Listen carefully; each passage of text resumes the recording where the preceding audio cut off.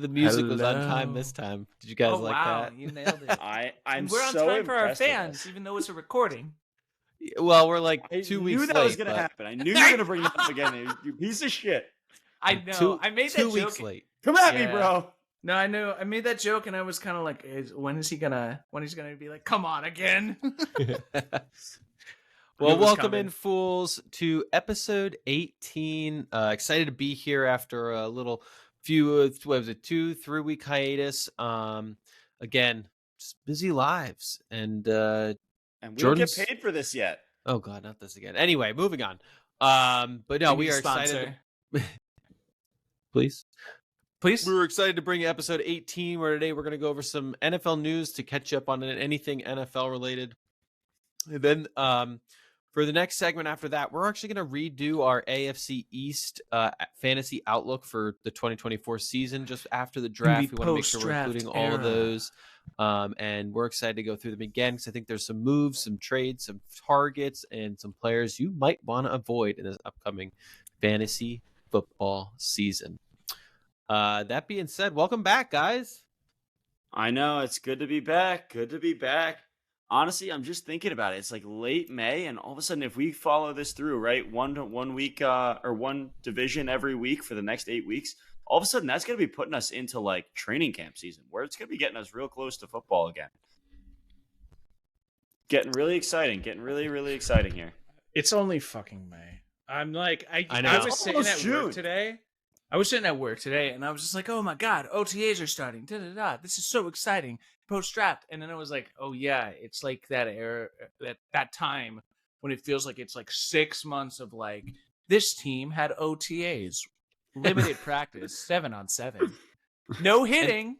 And then you got guys like us who are going, is he going to be out for the season? Are we going to draft him high? Are you going to draft him? Are you going to draft him? I'm going to change my opinion every week for the next 13 weeks. It's okay. We still have to do our rankings, but we'll eventually get there. Hopefully we'll have our rankings all done by what, like the end of these divisions? So that should be our goal? That should be our goal. You think? By the end of preseason. No, by the beginning of preseason. I mean, I would say by the beginning of preseason. Because that's when everybody drafts. And, you know, for the first time, I'd like to actually do like a deep dive into real numbers. You know, we'll get there, though. Which is what we'll do. But what do you guys say we jump into the news? Do it. All right. So, given the fact that we just introduced ourselves to basically having literally nothing to go on, here's the miscellaneous news of the week.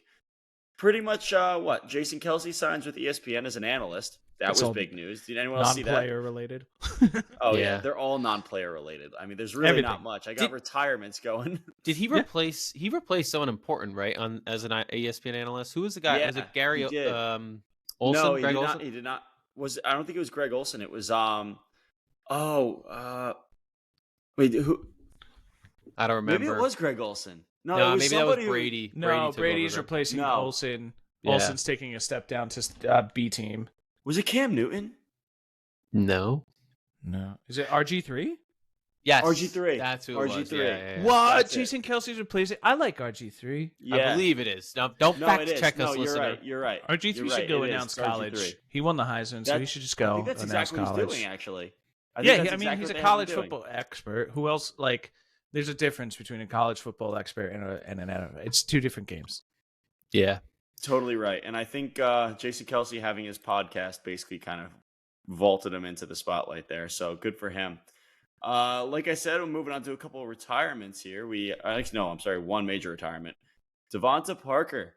He is retired. He is gone. He is there no longer to pull random targets from all of your deep throwing balls. So therefore, guess what? We can all move forward. Deep throwing balls to Devonta Parker. Yeah, we actually almost named the podcast that Deep Throwing Balls. You know, now that you think about it, it's not a bad name. Yeah. Deep Throwing Ball Thursday. All right, moving on. See you next Tuesday on Deep Throwing Balls. If you say it really fast, throwing does not sound like throwing. We should stop saying it. All right, we are going to stop saying it. So, why? KC players are basically just choosing to make sure that they do not seem to have a roster spot next year. All right, let's see. Who do we got? Rashee Rice. He is out. Or not one, but now pretty much 2 reasons. Jordan, who else was not? Who else was it there? their offensive lineman? There's Yeah, 2 Harrison offensive Butker linemen that got arrested. I'm not sure for what. Xavier Worthy had his car stolen, so he didn't do anything, but he's still in the police report. Yeah, okay, that's fair. Rashee Rice had had the second thing with the photographer, which apparently is dropping the lawsuit. And then Harrison Butker, the Chiefs and the NFL had to come out and basically be like, we don't stand with the comments Harrison Butker made, while simultaneously outselling all their women's jerseys of Harrison Butker. Makes no sense. Did they suspend him or they haven't decided anything? Harrison I don't think Butker? there's any. Yeah. What are they going to suspend him for? That's what I don't know.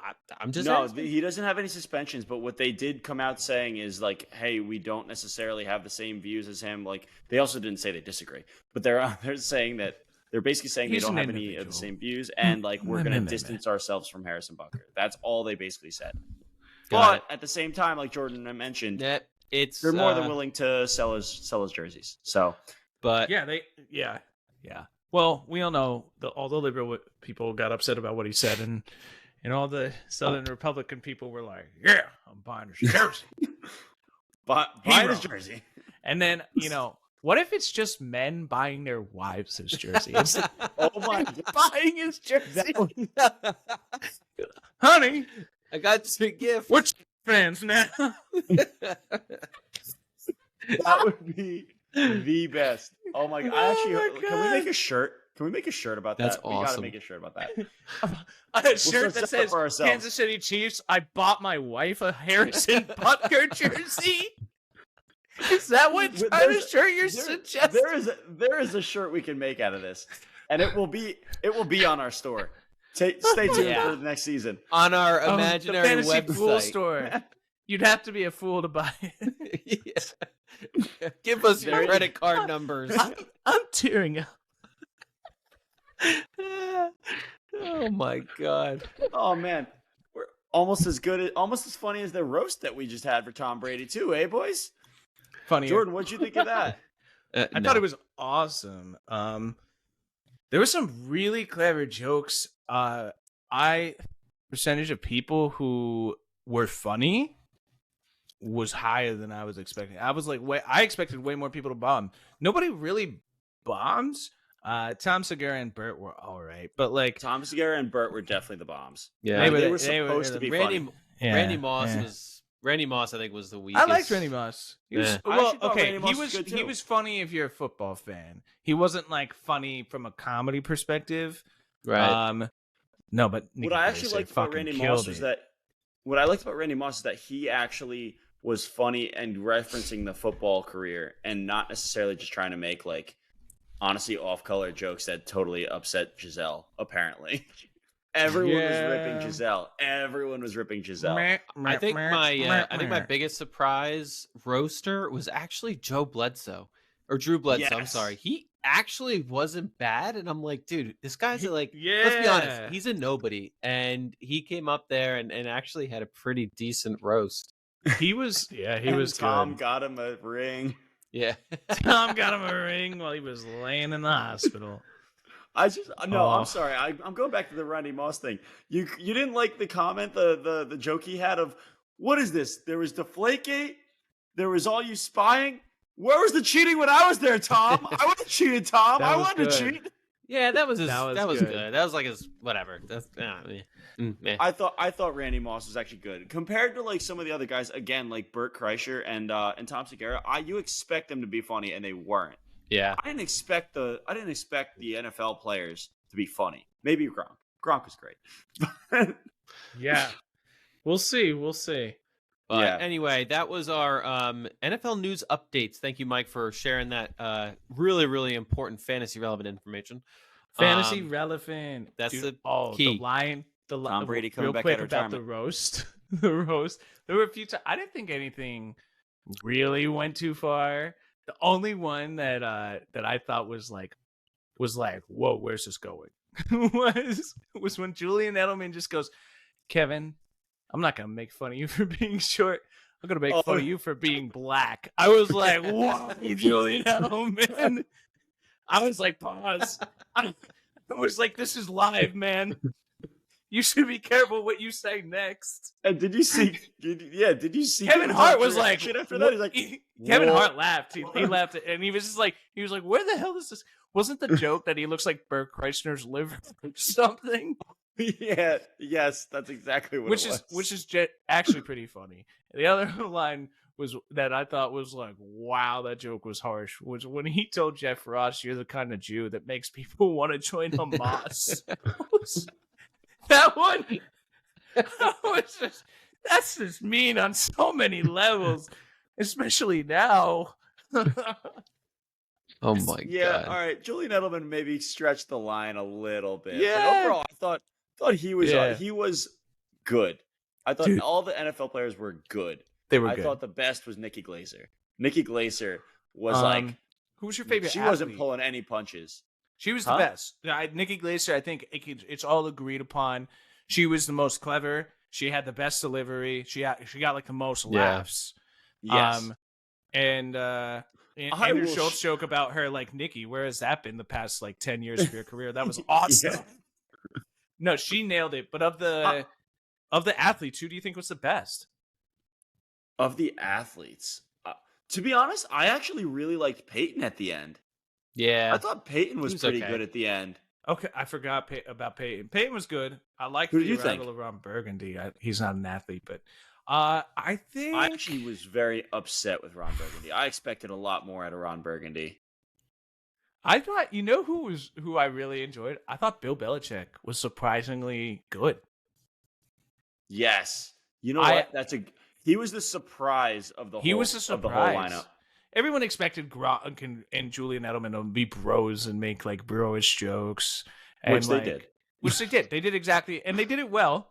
They weren't bombs. Randy Moss kept it football related. Drew Bledsoe made fun of Tom for taking his team.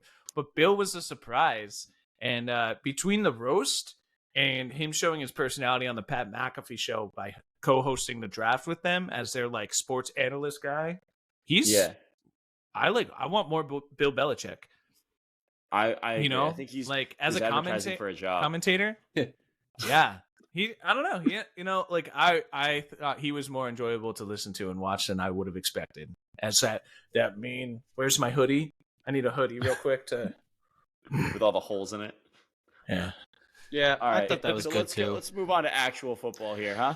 Yeah, so episode 18, the Tom Brady roast. We're moving on to the AFC East, where we're going to review again the Buffalo Bills, New York Jets, the Dolphins, and the New England Patriots, and go over some information that changed, or some of the similar things we covered last time, just about each lineup post-draft. So starting off with the Buffalo Bills, some big names who are staying is Josh Allen, their tight end Dalton Kincaid, and running back James Cook. And on the flip side, big names leaving. We do have Stephon Diggs, who left to go to the Texans. I don't know yet if that's an upgrade for the Texans yet, but we'll see there. Here's what I wanted to point out about that, where I was talking about more numbers things. With Josh Allen, he had 4,306 yards last season in passing. 1,183 of those were Stephon Diggs. 150 of those were Deontay Hardy. Both of them are gone. That means there's about 333 yards up for grabs. And Keon Coleman just came in. Then on top of that, you have Stephon Diggs had 107 receptions last season. Okay. And Josh Allen only had 385 completions. So, Deontay Hardy had 15. You take that 122. Again, those 122, not targets, completions, they're up for grabs. Keon Coleman's going to step into a position that there's a lot of targets coming his way as the new number one. So if I'm in a dynasty league, I'm looking to grab Keon Coleman. Hey, and just like in general, I think he could be the rookie that pops off. Well, who do you have now from a wide receiving core for the Bills? You've got Curtis Samuel, who they also added this offseason. You have Keon Coleman. And then who's their third wide receiver is Khalil Shakir. Shakir, No. they do expect to. Is it is it Shakir? Yeah, I thought so. I believe so. I think they also have a lot of faith in him stepping up. Yeah. Yeah, I was right. Khalil Shakir. So I think didn't they also get MVS? they have him. They have Chase Claypool. Oh and yeah, Matt they Collins. did get MVS. MVS isn't going to eat a ton of targets, to be No, honest. he's not. No, But he's absolutely not. I do I think this is a really interesting rookie to watch. Yeah, for all intents and purposes, he could be a dud. He could be really awesome though, because there is a huge hole to fill. Yeah, and he is the future of that receiving room. It's not MVS. It's probably not Shakir. It could be Keon Coleman, and he's entertaining as hell in his interviews. So have you guys seen him? I've seen him in a couple interviews, and I will say I agree with you. I think he's actually he shows a little bit of he's just kind of relatable. Like he's a relatable guy. And he's not like some superstar, which you just kind of come out of it. He just kind of has that I'm gonna do me thing, and I kind of love it. Yeah. Dude, he's all about I'm just me. I don't think has a self-conscious bone in his body. He was in a press conference and someone asked him about his big yellow puffy jacket. And he was like, "Yeah, I love my jacket." He goes, "Guess where I got it? You'll never guess where I got it. Guess where I got it." And he was like, "Macy's." He's just such a goofball. He's definitely a likable character for sure. He's so likable, man. I will say this. I think Keon Coleman is a great pick. I really do. I actually am really excited to see where he goes. I'm just really interested to see why he fell so far, because Keon Coleman was supposed to be at one point earlier in the season. He was a top 10 pick, locked in, hands down, in the upcoming draft. And as the college season went through, he just started falling down draft boards until he ended up falling all the way to the Bills in the second round, which again is great for the Bills. And I mean, that's awesome because they did need a new number one, but why? You know what I mean?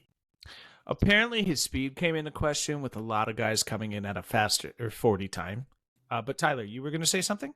Yeah, I was just going to say, I think we're all interested in drafting Keon Coleman from the Bills as definitely a fantasy target. I know Jordan explained just the volume that we could expect him to see, especially now being what we expect to be the lead receiver. But other than him and Josh Allen, are we looking to draft James Cook?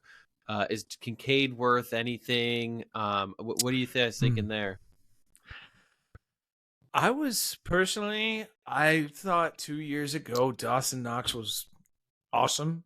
I thought he was going to be their answer for tight end, and then they went tight end again and got Kincaid, and Kincaid's been better than Dawson Knox. He's commanded more targets. He's been more open. He's certainly gotten more yards and touchdowns. Personally, on this offense, besides Josh Allen, the obvious number one fantasy overall points and quarterback guy, Keon Coleman, but really Kincaid's the guy I'm looking at. He's a potential top 5 tight end.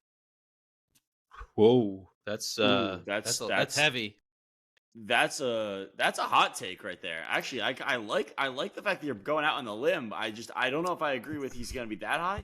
I do think Kincaid has some major potential, and I think he can live up to it. But I just don't know if he's going to reach top 5 this season. Well, are you talking this season? Or are you talking just dynasty?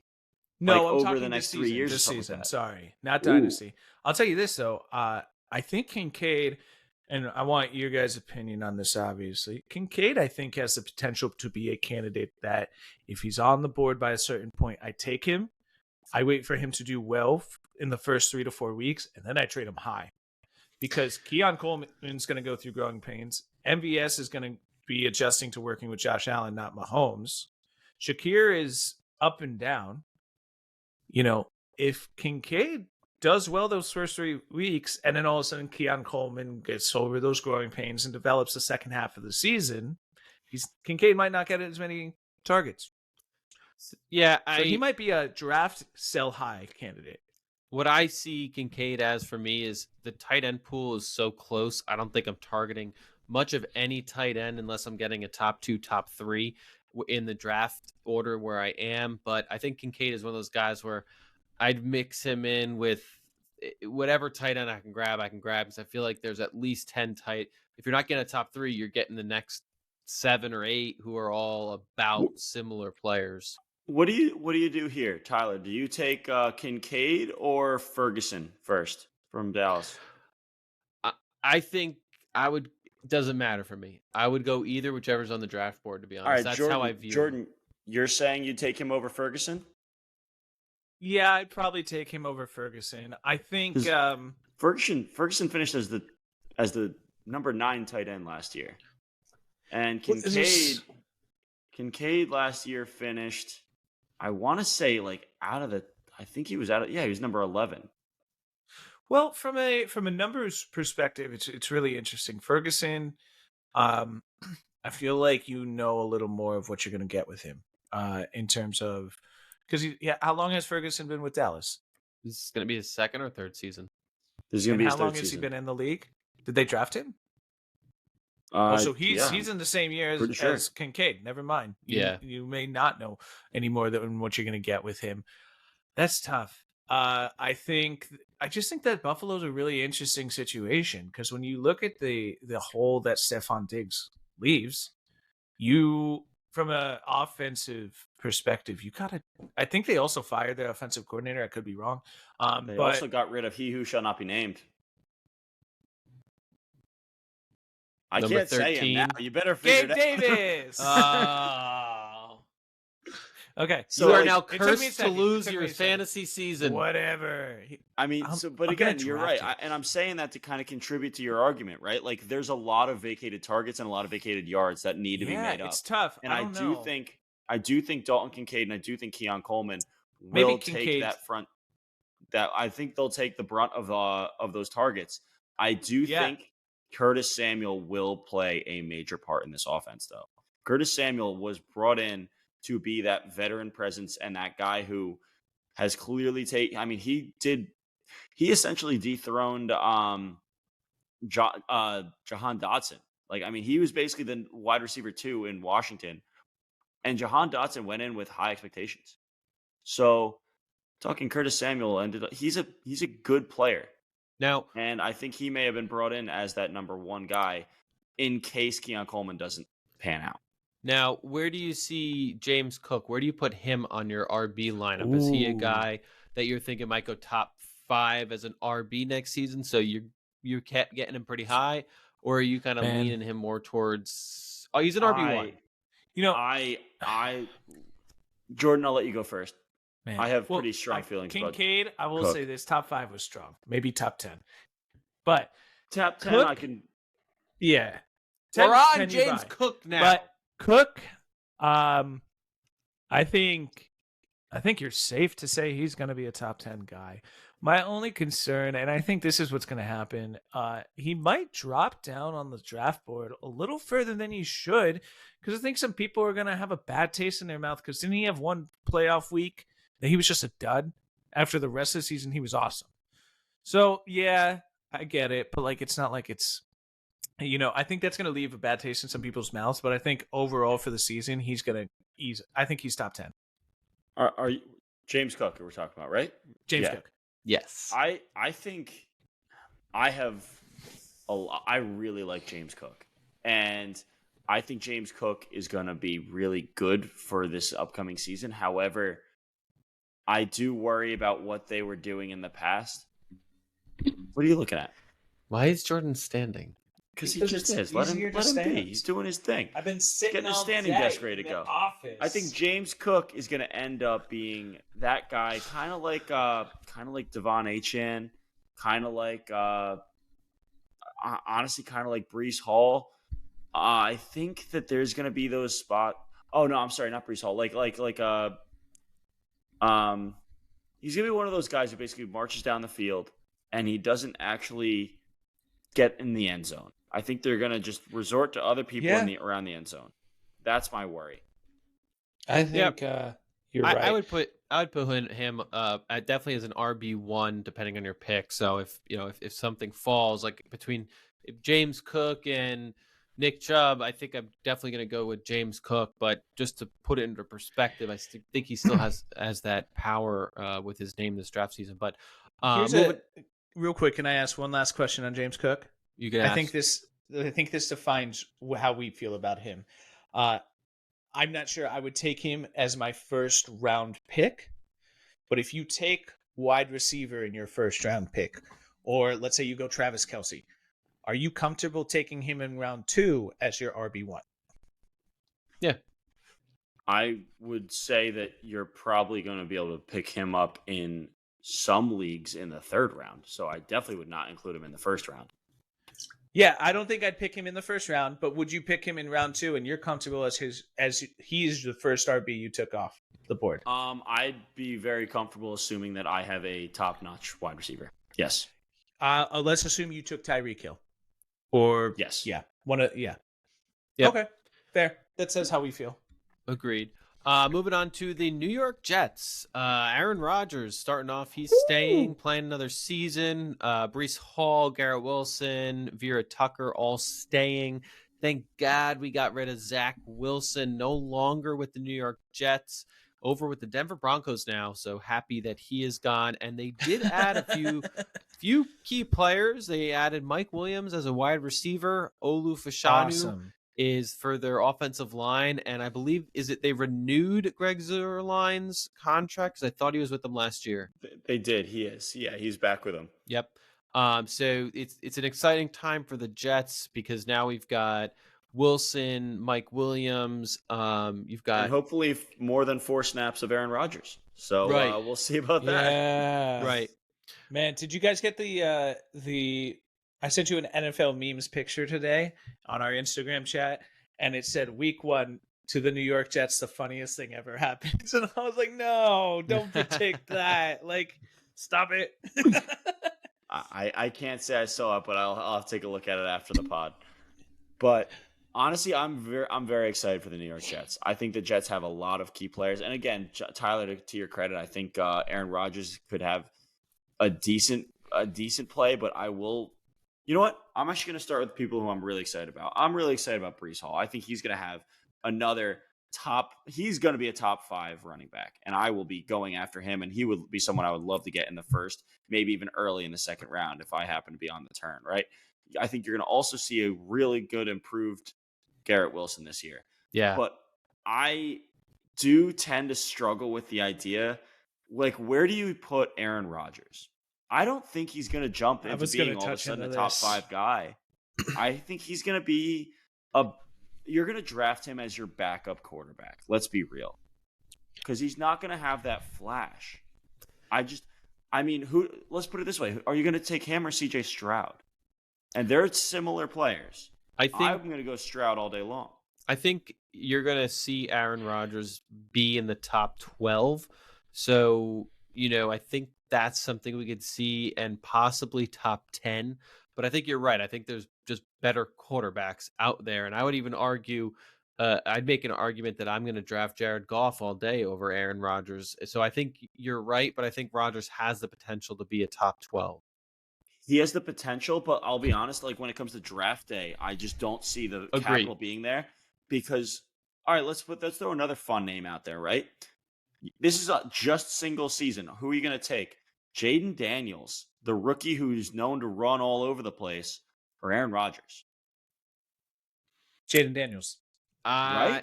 That one I might choose Aaron Rodgers because I have a feeling what I'm getting. Jaden Daniels, you don't know. So I would that's the line, right? That's about the draft line, I'd say. Well, pretty close.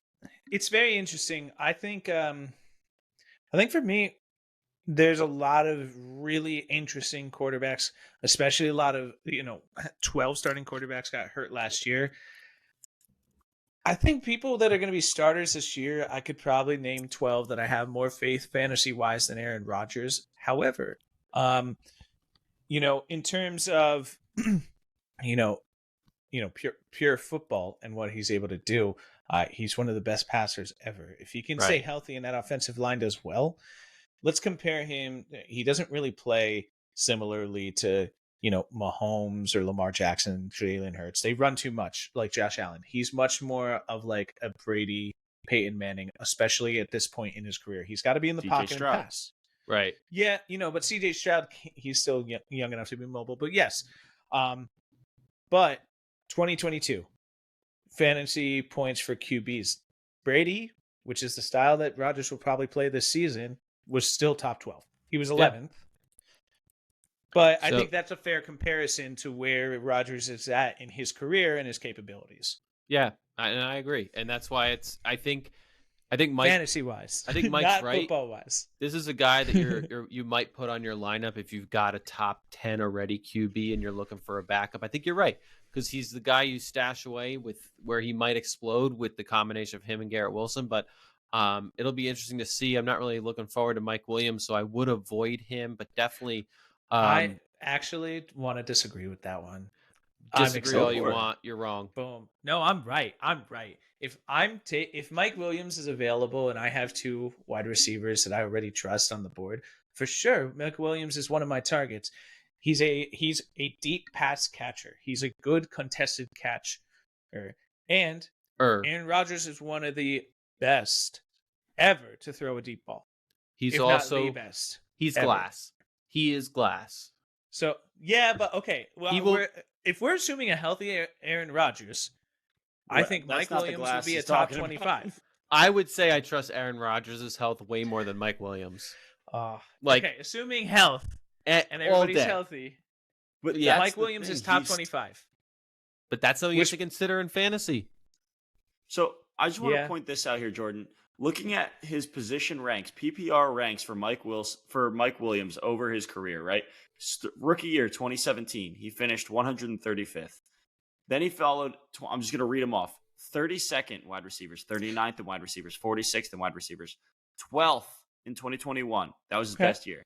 Okay. 32nd last year was 112th because he got hurt. Okay. Are those points per game or those overall season fantasy points? Season rank. That is his position rank. Yeah. Wide receiver. His position rank and wide receiver. Is it position rank? Is it ranked by season points or is it points per game? No, it's all no. This is point. This is season points. That's okay. So that includes injury. Yeah, I think. If he stays healthy, dude, he's gonna be like 2021 when he had an awesome season. The Chargers were a mess last season overall. If he stays healthy, dude, I actually think I'm gonna target him, and I think I would want him as my wide receiver 3. So he's one of my avoid candidates, but I will say this. But then I'll move on to the Dolphins here. But he has actually played more games surprisingly than I thought. He's only had 3.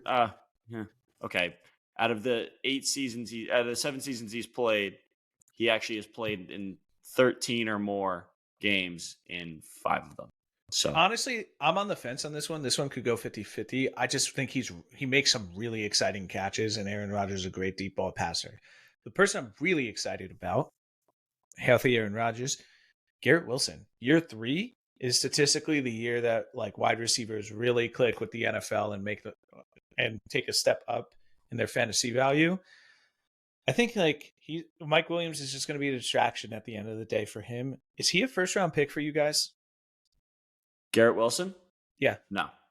I just don't think he's going to have as much hype this year.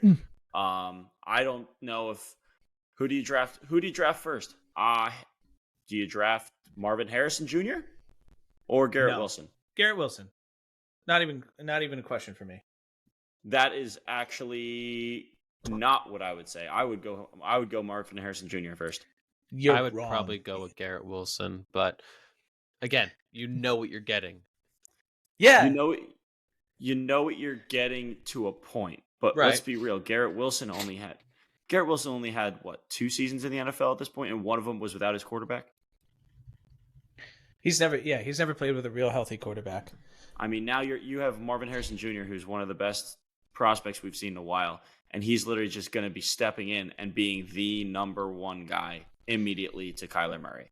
I don't know. We'll see. We will see with DeAndre Hopkins. That's what I'm just saying. We'll see. Going into the Dolphins here, big names staying. You pretty much have all your guys, right? I really don't know if anyone actually important left. But we have Tyreek Hill, Jalen Waddle, Tua, Raheem Mostert and Devon Achane. All of them have just stayed. So you basically have your entire, like, basically diesel-fueled offense just basically cooking right through everybody. And I mean, you're talking this is the fastest team in the NFL. One of, at least. And I think Devon Achane is going to be just absolutely cooking through everybody. He's going to make some more highlight plays. Raheem Mostert brought in back for one more season. He's going to be a compliment to Devon Achane. And then Tyreek just being Tyreek. Jalen Waddle somehow, out of all of these guys, is the number 4 guy you're looking at. I think they just have a super fueled offense. Yeah, and I think that from a fantasy perspective, I think it's a pretty easy draft when it comes to the Dolphins. You're going after I would say almost every offensive player in a sense, except for maybe their tight ends. And I would wait to draft OBJ, but Tyreek Hill, you're picking him up. Jalen Waddle, I know I don't like him, but he still has a value there. Raheem Mostert, after last season, how do you not pick him up? And Devon Achane, just the games he played last season, I think he's still going to be a target. It's just, I think the question is where, and I think these are all high value guys. So I was going to say the same thing, Ty, about Devon Achane and Raheem Mostert. I really don't know where. Raheem Mostert, as Mike will tell you, because I know you love him for his touchdown ability. He just has these games where he has like 5 touchdowns, and just, as we all know, that's where the points are for fantasy. So if you took Raheem Mostert out, I'd wonder if Devon Achane was an easy first-round pick. But, I'm really struggling on where I would pick those guys as well, Tyler. Mike, what do you think? So you're right. 100% you're right. I do really like Raheem Mostert, but the problem is he just hasn't done it before in his career before last season, right? And the reason for that, he didn't have a few games he popped off with 49ers? No, he's had plenty of games where he's popped off. That's why I like him. He's one of those guys that you're talking about injury prone. He is so injury prone. Listen to his games as he's played since 2015. 11, 3, 11, 9, 16 in 2019. That was his first full season. 2019, 5 years in the league. 8, 1, 16, 15 last year. He is literally never healthy. But whenever he is, he just shows the skills he has. So that's why I really like him, because they actually have the offense that's set up to have him actually succeed by not playing him as a every down back. He can't be an every down back, but he can do this. And that's why I think he's exciting. Yeah, and I think I would probably, like, when you're looking at it from a draft capital perspective, I would definitely probably put him still. I think he's borderline RB1. Honestly, if you're me, I'm a little bit more skeptical than Mike, but I would probably draft him as an RB2. Ironically, I'd probably also hate it and hate myself for it, but I'd probably draft Devon Achane as a RB2 as well. Yeah. Ooh, okay. I think I would, because of the ball sharing they've got. I think they're both RB2s because of that split. So I do that. Can I just jump in here real quick, Jordan? Yeah. Okay, I just want to say this. So I am telling you, I like the skills and I like what Raheem Mostert comes down to. I'm actually going to say what I think you should do. And I'm not saying I'm going to follow this, but what I think you should do is I think Devon Achane is going to be your better play this year. It's his year 2, and Raheem Mostert's on a 1-year contract. I think Raheem Mostert, everyone is saying, you did really well for us last year. We're giving you this, but this is going to be Devon Achane's year. So maybe Raheem Mostert starts early. Maybe you draft him and you look to trade him early when he's still doing good. But I think it's going to be Devon Achane taking the reins this year. But I still like him as a compliment. Yeah. Not only that, it's really interesting. One thing is that Devon Achane, like I mentioned, I do wonder if he'd be a first-round pick fantasy value. If he's an easy RB1 if Mostert's not there. Mike just brought up his injury value. Yeah, I agree with that. Honestly, I mean, what if they're a really good package deal? What if you go and get Devon Achane as your RB1 in round 2, and then round 4 or 5, you also get Mostert? If you get another RB that you trust, as soon as Mostert gets hurt, it's not really a problem because we know of Achan's ability. He's going to pick up that slack and make up for those points, and it might even slightly favor you. I just think And on the weeks he's there, you throw Mostert in the flex. I just think that between the two of them, there's a lot of sharing, and we don't know where it's going to go because HN didn't have a chance to really show that split last season. So I play it more on the cautious side, but I see you got to handcuff them. That's my opinion. They're the ideal handcuff this season. I think there's opportunity there, but I think I value them almost equally, just given last season what we did see and what last we question could see. On the Dolphins. Does OBJ have any value to you guys? No. With Tyreek and Waddle, no. I want to agree, but to be honest, I think he's gonna have his games, and that's the part. He's gonna be more of a streamer, but like you can't possibly know when that's gonna go off. I bet you he has 2 games next season where he eclipses 20 fantasy points, but you just don't know when they're gonna be. Yeah, OBJ in my book is the person that I'm possibly targeting. Like after I pick my starters, their bye weeks play a huge. Like I don't care about bye weeks at first, but once I have my starters set, then I'm looking at bye weeks. OBJ to me is the ideal candidate to be like, okay, I have another slot available, and this would cover a bye week for me, and he might have his really good games. Yes, so I might pick him as my wide receiver 4 or 5. His recent comments, it kind of excited me. He said part of the reason he's like excited to be with the Dolphins is that he's like, I know that I'm like just me and who I am and where I'm at in my career. I'm not that number 1 guy. I don't want to be that number 1 guy. And I'm excited to just play football without that pressure. So if he's there to just do the best he can and not cause drama, he could be a slight sleeper and bump up to wide receiver like 3. Yeah, he could. I think you could put him. I would say more for me a wide receiver 5, but I understand the logic if you pick him higher. So it'll be interesting to see how he plays out with that now really powerful offense as long as and Tua no can Devontae hold Parker. up. Yeah. Bring us home to the New England Patriots, Jordan.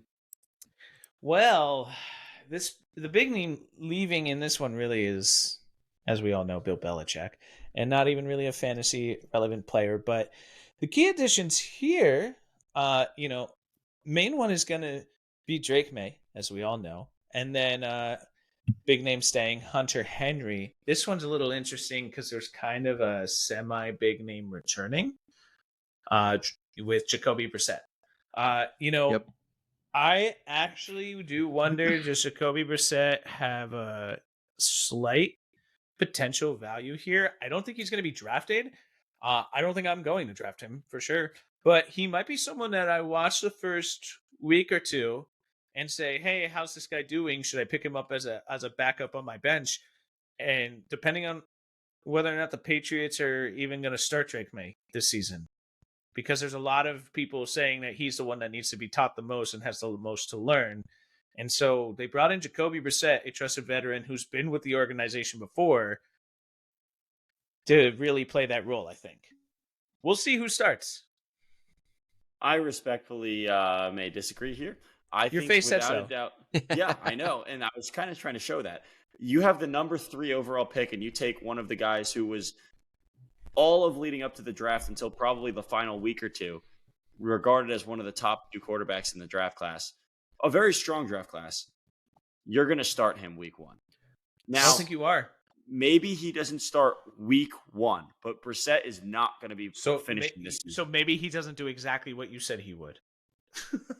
So he's going to start probably by week 4 minimum.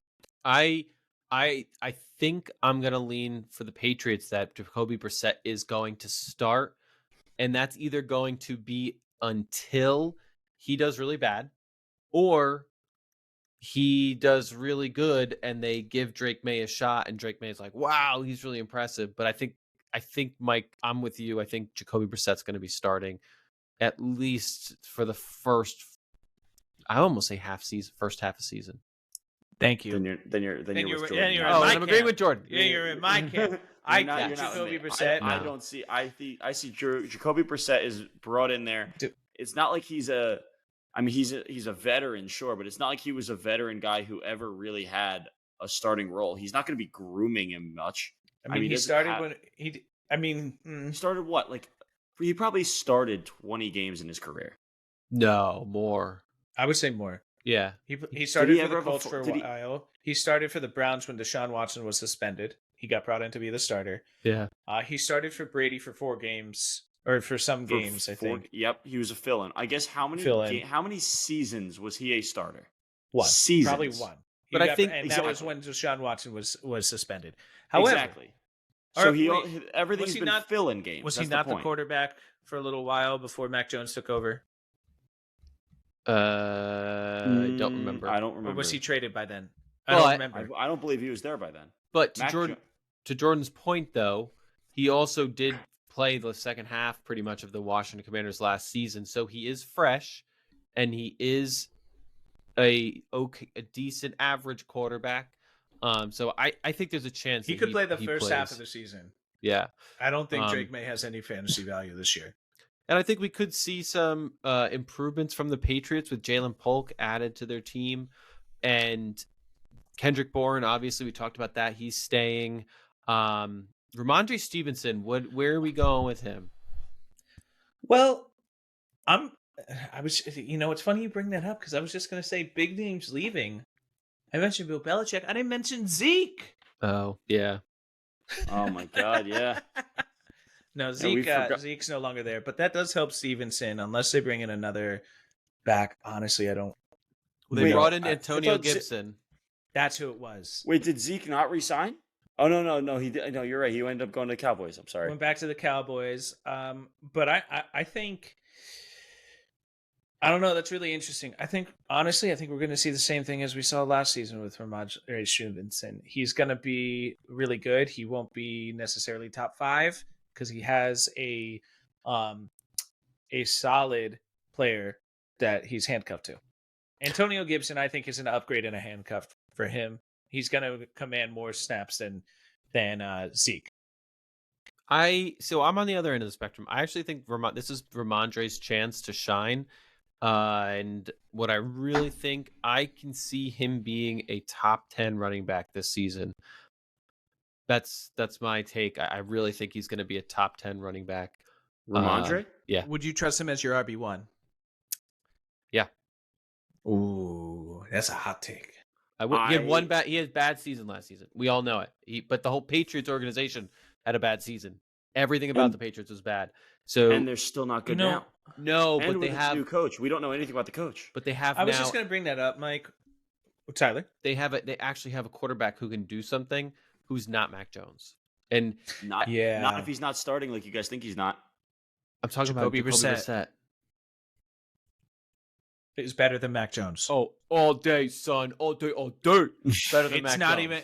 There's no competition there. This is now the Jordan Tyler show. Yeah, if you say that Mac Jones is better than Jacoby Brissett, get off our show. You just like him because you went to NC State. No. I didn't go to NC State. I don't give a crap. Good sir. That's not just why.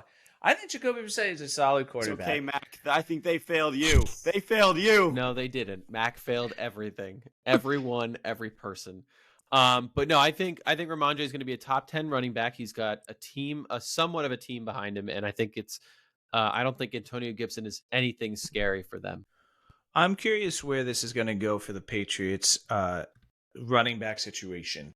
For the past 20 years, I would say that I would have told you, don't pick a running back that plays for Bill Belichick. That's no longer synonymous with the Patriots. Right. Yep. So, Jared, like Mike brought up, it's a really curious situation. If Gerard Mayo, is he going to want to run a committee running back? Like, a running back field by committee, or is he going to run it like Ramondre Stevenson's our guy? We're running through him. Antonio Gibson, you give him breaks. So I don't know. I'm certainly not taking Stevenson in the first round. No. I may take him in the third round if I go tight end, wide receiver, or wide receiver, tight end. But I don't think I'm taking Stevenson before the third round because there's too many unknowns. I am with Jordan there, and I actually can see a path, just like you're saying. I mean, I can see a path where he is a top 10 running back. Absolutely, because he's going to have the volume. I don't think Antonio Gibson's going to come in there and just take over, right? Right. I do think Antonio Gibson's a pretty decent backup. I really do. I actually think he could cut into him a little bit more than we think. But they never I'm looking at the drafts right now. The New England Patriots did not take a running back. So Right. I see that's interesting. who they have is what they're going to work with. And That's that's it. What do we feel about Antonio Gibson?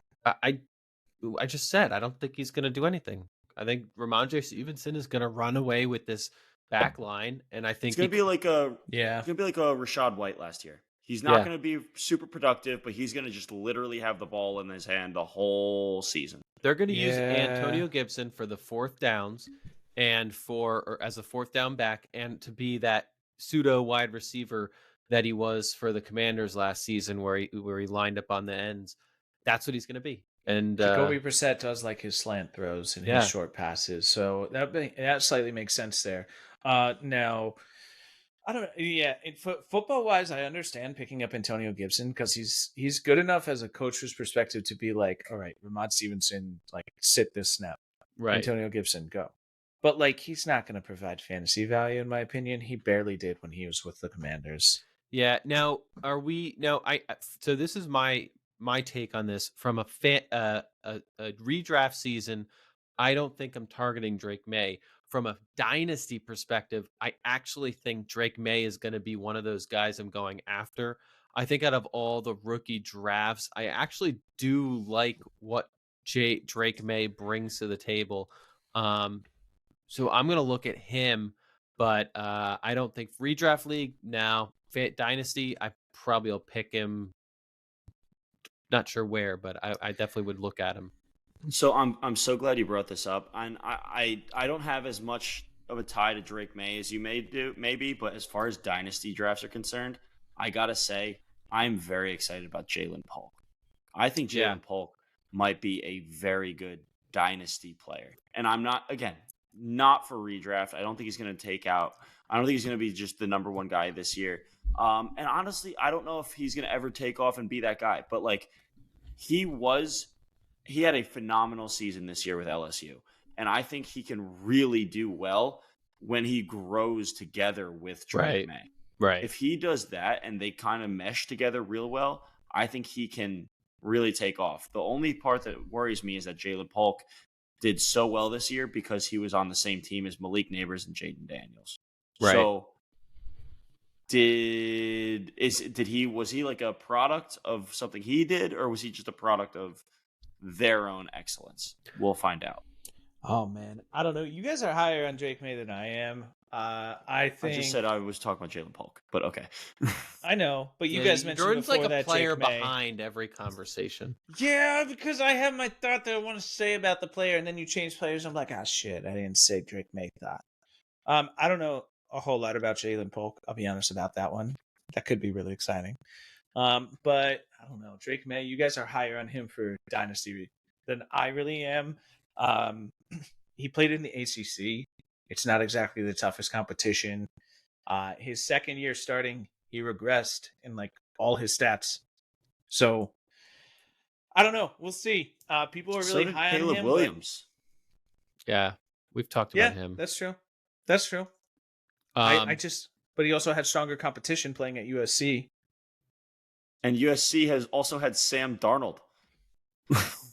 Yeah, like USC. Well, I know USC that's a joke, just but in USC general also has has statistically very a ton of quarterbacks that don't pan out. that don't pan out. You're right, absolutely. Yeah. Which is I'm so excited if the Caleb Williams joins that. Sam I Bradford want him to fail. was so he bad. USC? But Well, anyway, yeah.